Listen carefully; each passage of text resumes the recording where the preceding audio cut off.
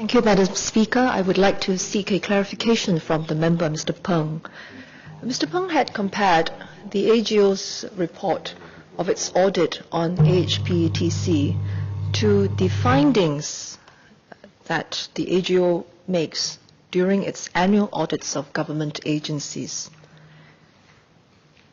But I'd like to ask, in relation to the conclusion that it drew to AHPTC's audit, and I quote from its report, that the AGO concluded that unless the weaknesses are addressed, there can be no assurance that AHPTC's financial statements are accurate and reliable, and that public funds are properly spent, accounted for, and managed.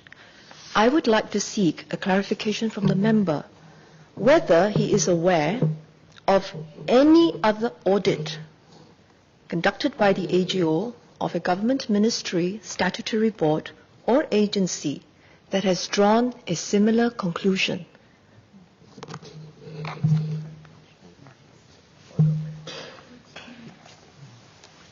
I have drawn an example of AGO reports because I read them every year.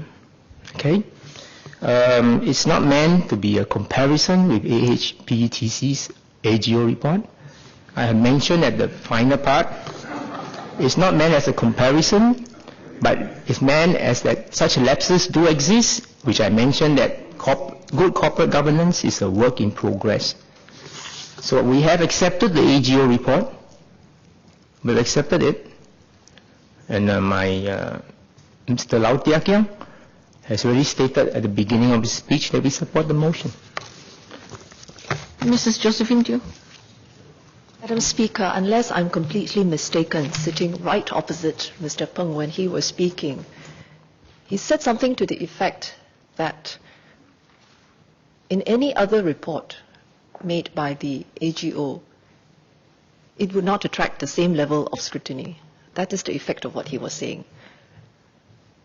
And so I seek this very specific clarification. I think it's an important clarification because the audits that the AGO conducts of ministries and statutory boards is something that is done every single year. The report is tabled to Parliament.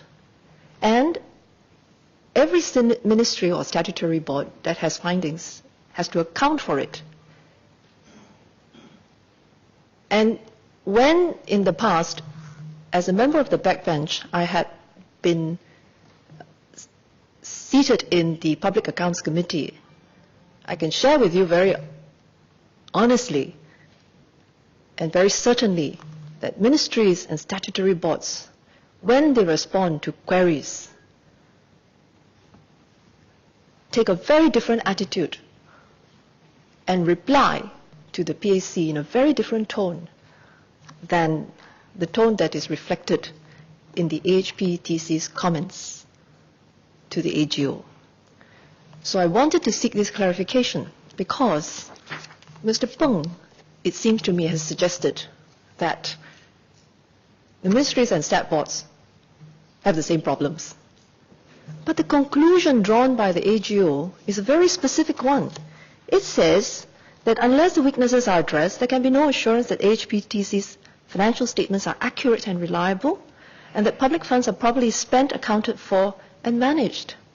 So I'd like to know whether Mr. Peng is aware of any other occasion that the AGO has drawn the same conclusion for a government ministry or statutory board. That is a very important point. Since you raised this point, I hope you will clarify it. The AGO report presented to Parliament doesn't have all those conclusions stated there. If you read the AGO report presented every year, it's all stated there. Yeah, there's no conclusion for those cases that AGO cited. Some of them, they will say, oh, we'll refer the thing to police for investigations, and they say, oh, we'll take remedy. So likewise, the Workers' Party has said, we have taken measures. I think yesterday, Ms. Sylvia Lim has highlighted those measures, what we've done. So the conclusion that AHPTC got from AGO It's there, it's unique, yes, we accepted it. Yeah. But those examples that I cited are things that AGO picked out too. Isn't that real? Are those not real instances where lapses happen too? I'm not saying that because it's AHPTC was tabled in Parliament, but I'm just citing that AGO work is thorough, fair, and I respect it.